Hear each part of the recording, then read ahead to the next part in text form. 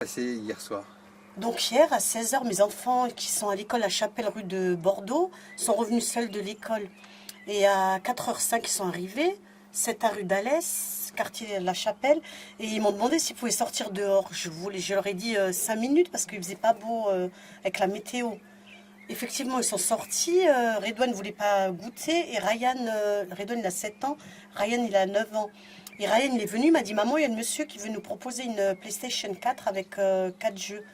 Alors, je lui ai demandé s'il connaissait d'abord mon fils aîné, qui s'appelle Mohamed. Je lui ai dit, si c'est le copain à ton frère, oui, mais sinon, non, t'as pas besoin. Et tout de suite, mon concubin, il s'est levé. Il a dit, c'est pas normal qu'il y ait un monsieur qui veut leur proposer une play. Et tout de suite, on est sorti derrière lui, mais ils avaient disparu. Et on s'est tout de suite inquiété. Et moi, comme j'avais les enfants qui travaillent, j'ai pas le permis. J'ai dû appeler ma fille qui travaille à Access en bourreau. Et je lui ai dit, vite, on va tout de suite à la police. J'ai tout de suite ramené 2 photos. Et c'est là que les recherches ont commencé. Ça a duré combien de temps ces recherches? Ah, de 4h30 à 10h30. Par contre, il y avait un élan de solidarité grâce aux réseaux sociaux. D'ailleurs, je tenais à remercier tout le monde. Magnifique. Il n'y avait vraiment pas de frontières. Tout le monde a participé. La mairie, la police, tout le monde était vraiment magnifique. Même les habitants du quartier. Et vous, en voyant cet élan de solidarité, vous Ah, avez... j'étais émue. J'étais émue et franchement, ça m'a touché au cœur et je peux que les remercier. Et franchement, faut pas que ça te tourne à la psychose, mais il faut plus laisser les enfants tout seuls. Parce que maintenant, on n'est plus à l'abri nulle part. S'ils viennent, ils se permettent de les prendre devant la porte, c'est pas possible. Et comme par hasard, hier, il y avait personne dehors. Pendant tout ce temps de recherche, vous avez quand même été Oh, inquiète? ah oui, l'angoisse, j'ai cru que j'allais mourir. Je m'en voulais parce que je me suis dit pourquoi j'ai accepté de les laisser sortir dehors. Et après, le pire, c'est d'attendre et de ne pas savoir.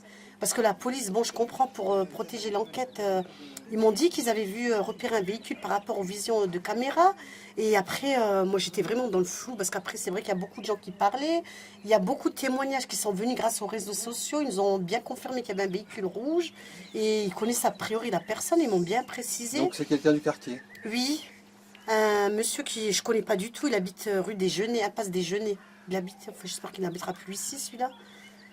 C'est pas normal qu'il puisse s'attaquer comme ça aux enfants.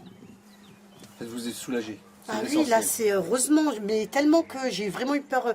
Mais je pense que si c'est grâce à Mohamed Bousseta que je tenais à remercier, c'est leur entraîneur de football. Quand il a vu le mot sur Facebook, il s'est permis de venir. En venant chez moi, il a repéré le véhicule. Et le monsieur, il allait chez lui avec mes enfants. Alors concernant quelque chose d'un petit peu plus fâcheux, les piqûres, vous avez des informations médicales? Non, ils ont fait des analyses hier à l'hôpital. J'attends les inspecteurs, les enquêteurs, pardon, qui doivent me confirmer s'il y a vraiment eu de la drogue ou parce que les enfants parlaient de piqûres de cocaïne. C'est lui qui leur a dit? Oui, parce qu'ils connaissent pas du tout ce terme. Il n'y a personne qui se drogue à la maison, heureusement d'ailleurs.